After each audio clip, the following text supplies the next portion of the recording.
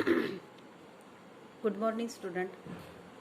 आज आपण बी ए भाग 1 च्या सेमिस्टर 1चं सूक्ष्म अर्थशास्त्र मायक्रो इकॉनॉमिक्स या घटकाचा अभ्यास करणार आहोत. आता सूक्ष्म अर्थशास्त्र कशाला म्हटले जाते किंवा सूक्ष्म अर्थशास्त्र व स्थूल अर्थशास्त्र अशा अर्थशास्त्राच्या दोन संकल्पना आपण या ठिकाणी शिकणार आहोत. त्यापैकी सूक्ष्म अर्थशास्त्र म्हणजे काय? सूक्ष्म अर्थशास्त्रालाच इंग्रजीमध्ये मायक्रो इकॉनॉमिक्स असं म्हटलं जातं. याला अनेक नावांनी ओळखलं जातं. तसं व्यष्टी अर्थशास्त्र, विशिष्ट अर्थशास्त्र व एकलक्षी अर्थशास्त्र अशीही नावं या सूक्ष्म अर्थशास्त्राला संबोधण्यात येतात. आता सूक्ष्म अर्थशास्त्राची व्याख्या आपण या ठिकाणी अभ्यासणार आहोत. प्राध्यापक के बोल्डिंग यांनी सूक्ष्म अर्थशास्त्राची व्याख्या अशी केलेली इंटरनेटेड कॉमामध्ये व्याख्या लिहून घेतलेला. इंटरनेटेड कॉमामध्ये व्याख्या: एक विशिष्ट पेढी, विशिष्ट कुटुंब व विशिष्ट किमती, मजुरी, उत्पन्न, वैयक्तिक उद्योग आणि विशिष्ट वस्तूंचे अध्ययन करणारे शास्त्र होय. ही झाली के बोल्डिंगच्या मते. तसंच दुसरी व्याख्या बोल्डिंगनीच केलेली की सूक्ष्म अर्थशास्त्र हे विशिष्ट पेढ्या म्हणजे फर्म, विशिष्ट परिवार, विशिष्ट किमती, विशिष्ट मजुरी, विशिष्ट आय म्हणजे उत्पन्न आणि वैयक्तिक उद्योग तसेच विशिष्ट वस्तू यांचा अभ्यास करते. म्हणजे सूक्ष्म अर्थशास्त्रामध्ये अर्थव्यवस्थेतील निरनिराळे लहान लहान एकक किंवा गट लक्षात घेऊन त्याचे विश्लेषण करण्यात येते. उदाहरणार्थ व्यक्तिगत उपभोक्ता आपले संतुलन कसे साधतो याचा विचार सूक्ष्म अर्थशास्त्रामध्ये करण्यात येतो. उदाहरणार्थ संपूर्ण अर्थव्यवस्थेतील उपभोगाचा विचार केला जात नाही. यात वैयक्तिक मागणीचे किंवा उद्योगाच्या मागणीचे अध्ययन होते. संपूर्ण अर्थव्यवस्थेतील मागणीचे विचार हा सूक्ष्म अर्थशास्त्र करत नाही. म्हणून विशिष्ट किमतीच्या संदर्भामध्ये विशिष्ट उद्योगामध्ये श्रमाचा मोबदला कसा ठरतो किंवा कोणत्या एखाद्या उद्योगामध्ये किती रोजगार उपलब्ध आहे याकडे सूक्ष्म अर्थशास्त्रात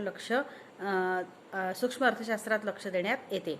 आता सूक्ष्म अर्थशास्त्राची काही वैशिष्ट्ये आहे. सूक्ष्म अर्थशास्त्राचाच मुळात अर्थ असा होतो की लहान लहान गटांचा किंवा लहान लहान एककाचा मिळून केलेला अभ्यास.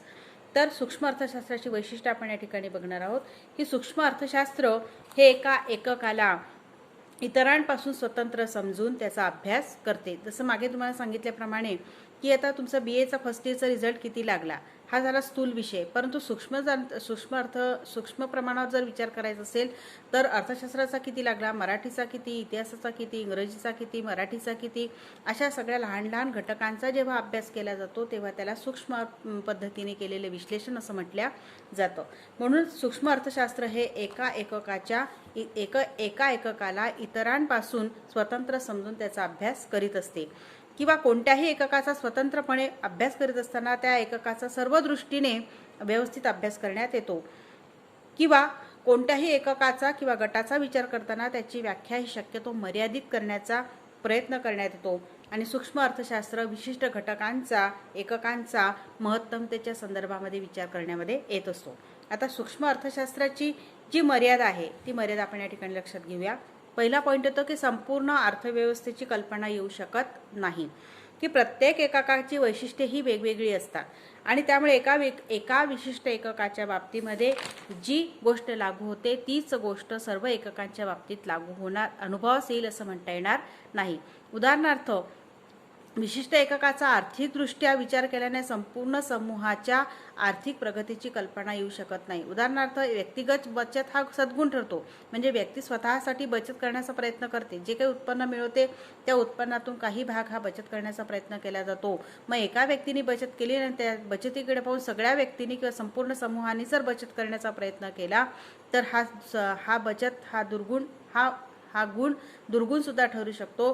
तसेच एका शेतकऱ्याला भरपूर पीक झाल्यामुळे त्याचे उत्पन्न वाढले हे खरे आहे, पण तरी पण सर्व शेतकऱ्यांना भरपूर उत्पन्न झाले तर त्याचे उत्पन्न वाढेल हे सुद्धा खरे आहे, पण तरी पण सर्व शेतकऱ्यांना भरपूर पीक झाले तरी त्या सर्वांचे उत्पन्न वाढले असे म्हणता यायचे नाही. कारण शेतीचे उत्पादन वाढल्यामुळे शेतमालाच्या किमती घटून शेतकऱ्यांचे उत्पन्न घटेल. म्हणून एका एककाच्या बाबतीत निघालेला निष्कर्ष हा समूहाला लागू होईलच असे सांगता येणार नाही.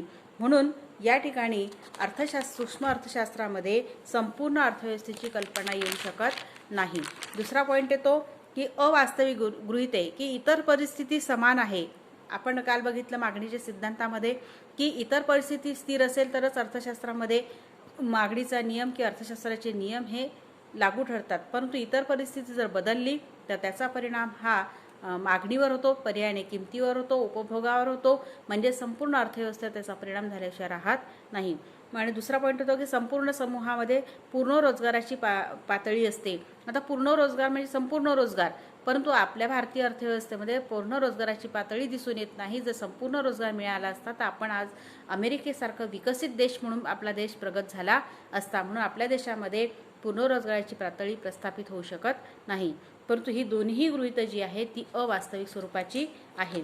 तिसरा पॉईंट तो मौद्रिक व राजकोषीय धोरण की सार्वजनिक आय व्यय, आय म्हणजे उत्पन्न आणि व्यय म्हणजे खर्च, परराष्ट्रीय व्यापार, आर्थिक विकास, राष्ट्रीय उत्पन्नाची योग्य वाटणी इत्यादी प्रश्नाबाबत अर्थशास्त्र सूक्ष्म असे विश्लेषण देऊ शकत नाही. म्हणून सूक्ष्म अर्थशास्त्रावरून काढलेला निष्कर्ष हा संपूर्ण समूहाला लागू पडेलच असं सांगता येत नाही. म्हणून सूक्ष्म अर्थशास्त्र हे सदोष असल्यासारखं सुद्धा आपल्याला या ठिकाणी सांगता येईल. तसेच सूक्ष्म अर्थशास्त्राचे काही गुण आहेत, काही महत्त्व आहे ते आपण या ठिकाणी लक्षात घेऊया. पहिला आहे की संपूर्ण अर्थव्यवस्थेचे अध्ययन की सूक्ष्म अर्थशास्त्र एका घटकाचा अभ्यास करते. असे एक एक घटक मिळून संपूर्ण अर्थव्यवस्था ही बनत असते आणि संपूर्ण अर्थव्यवस्थेचे अध्ययन करण्यासाठी वेगवेगळ्या घटकांमधून आलेले जे वैयक्तिक स्वरूपाचे अध्ययन असते आणि विश्लेषण असते त्यावरून देशाचा आर्थिक विकास काढणे अत्यंत सोपे जाऊ शकतं. दुसरा पॉईंट आहे तो उपभोक्ता व उत्पादक यांना उपयुक्त की सूक्ष्म अर्थशास्त्रामध्ये वैयक्तिक उपभोक्त्यांना महत्तम समाधान प्राप्त करून देण्यासाठी आपले मर्यादित उत्पन्न विविध वस्तूवर अशा प्रकारे खर्च करावे की जेणेकरून त्यांना त्यापासून महत्तम उपयोगिता प्राप्त होऊ शकते, हे सूक्ष्म अर्थशास्त्र सांगते. उदाहरणार्थ आपल्याजवळ 50 रुपये आणि 50 रुपयामध्ये आपण बाजारात गेलो तर त्या 50 रुपयामध्ये अधिकाधिक वस्तू कशा पद्धतीने खरेदी करता येईल याचा प्रत्येक उपभोक्ता हा विचार करीत असतो. किंवा 50 रुपये एका वस्तूवर खर्च करण्यापेक्षा 50 रुपये आपण 2 वस्तूवर 4 वस्तूवर खर्च केले तर त्यापासून अधिक उपयुक्तता प्राप्त होऊ शकते. हे सूक्ष्म अर्थशास्त्राच्या माध्यमातून ग्राहकाला शिकायला मिळतं.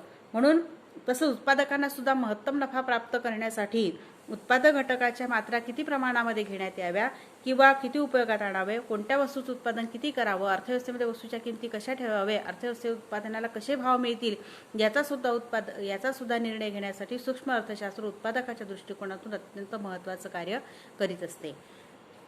धन्यवाद.